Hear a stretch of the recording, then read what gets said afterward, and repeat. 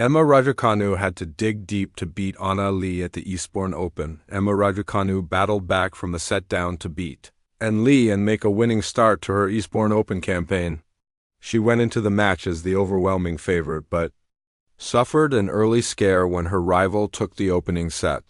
However, she responded brilliantly to secure a 6-7, 6-3, 6-1 victory and book a second-round meeting with Australian teenager Maya Joint.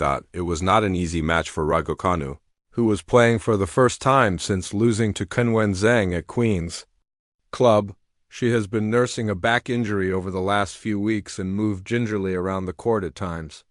She took a while to get into her rhythm, making a couple of unforced errors as Lee held serve in the opening game of the match. The young Brit was comfortably broken in Game 2, with Lee enjoying a much better start to proceedings.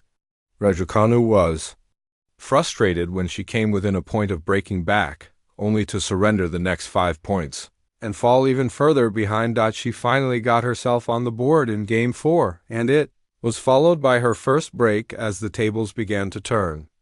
The former U.S. Open champion had the crowd on her side and earned a roar of approval for the first time in the match. The next 4 games were straightforward holds, with Lee successfully curbing her opponent's momentum.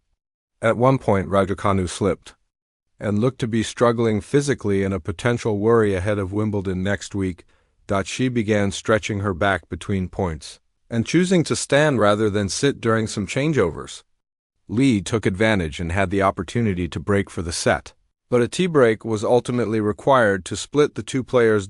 Lee made a fast start, winning the first 2 points, and ended up claiming the set with Raducanu conceding a couple of mini-breaks. She looked to be struggling physically at times, stretching her back between points and choosing to stand during some changeovers.